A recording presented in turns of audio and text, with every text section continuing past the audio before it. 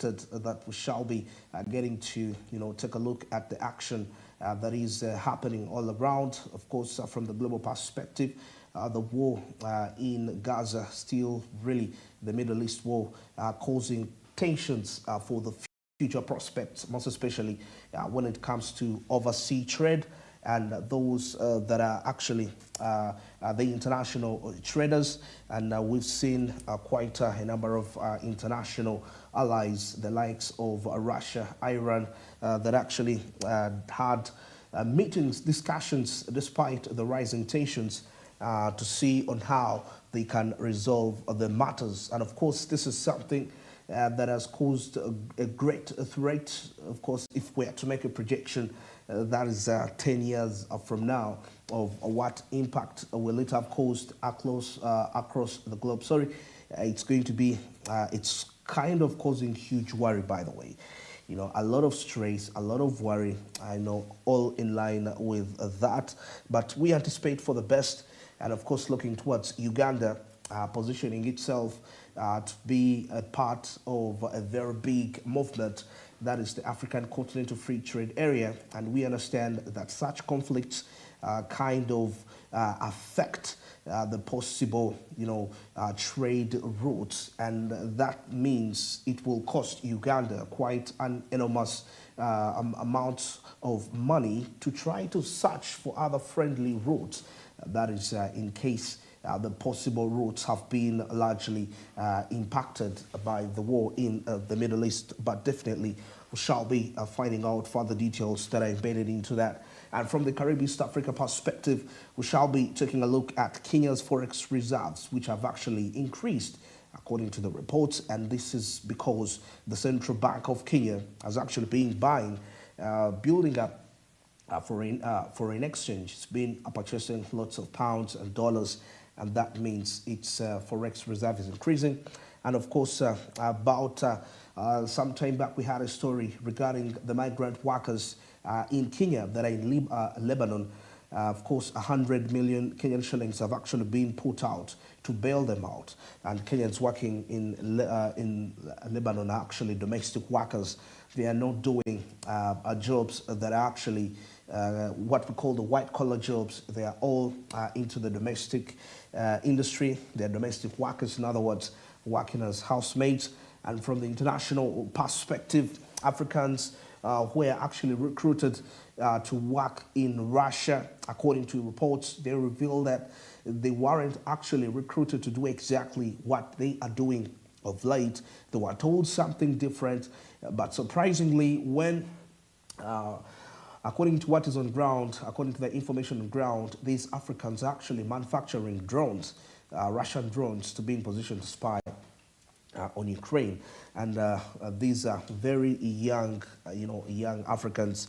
Of course, we see that Kremlin has actually been recruiting women aged between 18 years and 22 years, So very absurd. These are our brothers and sisters way back there in Russia. And of course, taking a look at the investments bill, as of course Nigerian senators here forward the 2024 investments and securities bill. So what is really entailed, we shall be, of course, getting to observe when we get into our Caribbean, East Africa, and the international updates. But of course, at this particular point in time, allow me switch and we take a look at what's making headlines, that is within the press.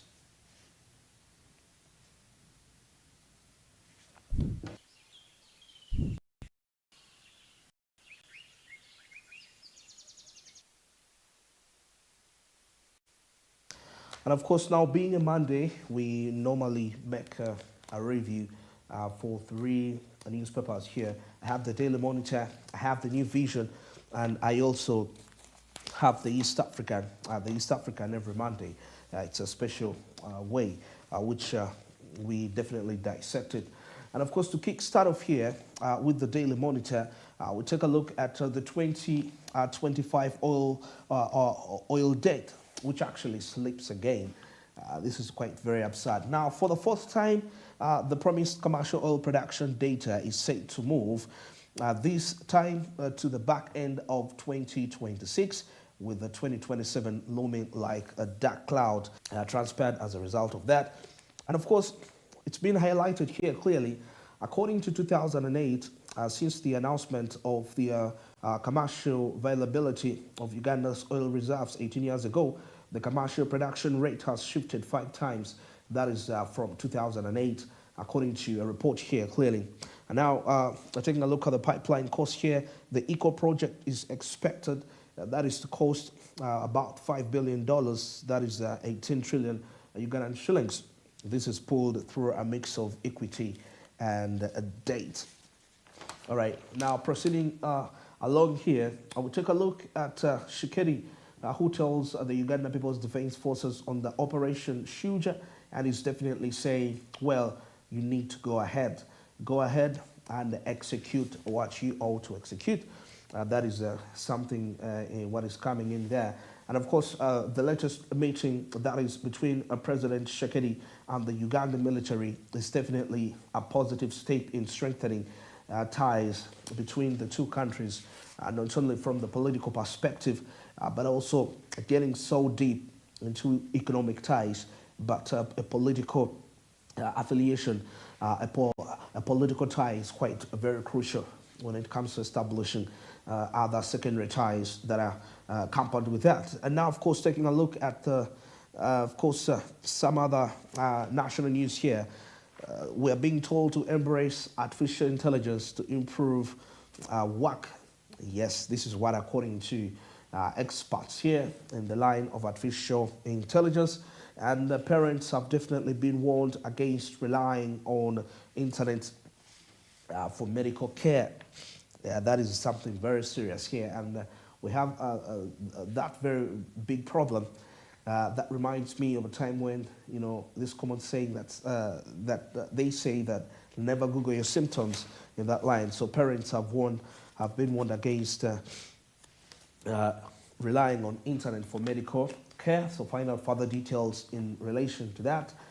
And senior 4 candidates examinations start. S4 candidates start examinations.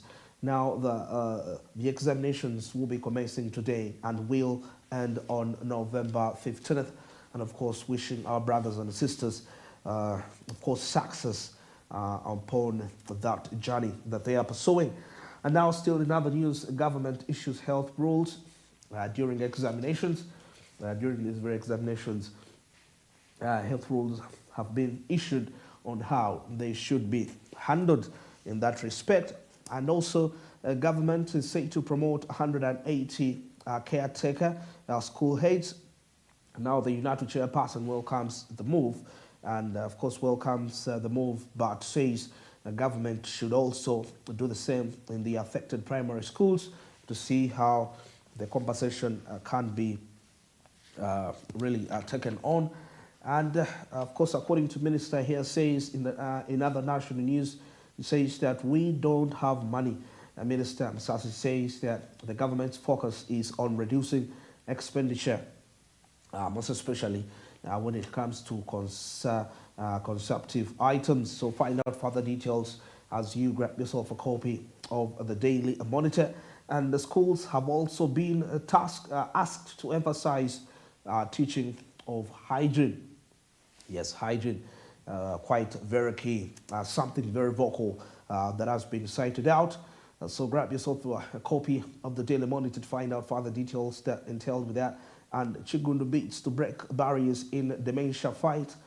Yes, also something to look into there. And the Katanga trial, which is onto the tabloids almost every day. Stepsister testifies against the widow. Yeah, so when you get yourself a copy, you'll be in position to find out what really transpired. And the drug shortages definitely drive more patients away from government units.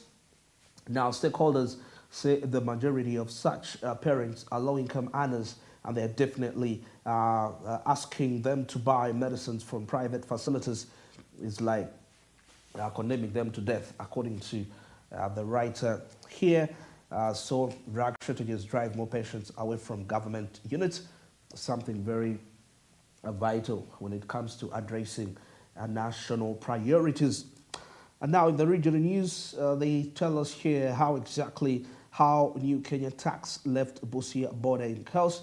And of course, the protest was staged against the Kenya Plant Health Inspectorate Services that was levying new levies on trucks and goods that were entering the nation of Kenya. So we are observing really this in that regard. And of course, still into the business section, we'll take a look at the Quality Chemical to set up $50 million TB cancer drugs plant. Now, Quality Chemical says that it is weighing options from a number of likely funders that have actually already shown interest into this initiative. So this is good news for Uganda. And of course, in other news, share of online government services is now at 40%. Yeah, the digitization aspect is definitely already underway in that perspective. And of course, we still have other stories here as we proceed along. And of course, in the healthy living and the fitness section, you're being told why isometric exercises are good for you. So get to find out details in lines to that. And of course, here, something very interesting about Uganda's oil production, which moves to 2027. There is a whole lot of details that have actually been put along here. Get to grab yourself a copy to find out this. And of course, since 62, selling Uganda to Africans in diaspora. And of course, the goal of the initiative is to, among other things, position Uganda as a preferred destination for the African diaspora while promoting the country's tourism. This is 62 since 62. Of course, winding up with the Daily Monitor at this point in time. And now let's switch and we take a look at the New Vision. Of course, kick-starting off with sacked Kampala City Council authority bosses have been summoned. This is according to Chitezi, as the CID once tried to answer queries over the tragedy. So we shall be getting to find out details as you grab yourself a copy. And of course, UCE starts UNEB and revises time for key subjects. That is something to also find out. And the First Lady has been commended on new science teaching materials. That is something also to look into. Now, of course, according to the Uganda Revenue Authority boss here, smugglers should face hefty fines. Singuzi also cautioned the customs officers that is against corruption, saying it's derailing national development in that line. So grab this of a copy to find out what is entailed in that. And Parliament is set to create laws supporting the vulnerable groups. Yes, so let's see that. Grab this of a copy and you'll be in position to see what is really entailed. And of course, taking a look at Pastor Robert Kayanja, who weighs in. Yes, what does he weigh in? There is a whole details as you grab yourself a copy of the New Vision. And of course, seeing CID, which summons KCCA bosses over the Chitezi tragedy. Yes, it's causing all these aspects to be really looked into. And of course, UCE examinations, UNEB changes time allocated, that is to key subjects. And Museveni allows a meta for pioneering sugar industry within the country, Uganda. And the presidential advisor asks EU to go on new coffee import rules. So that is what is entailed. And the government to invest 400 billion Ugandan shillings in Sino Mbale Industrial Park. Find out further details. And lawyer Balondemo rearrested on alleged fresh fraud charges. All right, that is it for New Vision. And of course, briefly, as we review the East African, we'll take a look at Dar es Salaam, which gains China-US bid. That is for minerals. And America and partners put at least $4 billion in Lobito Corridor as Beijing pledges 1 billion for that.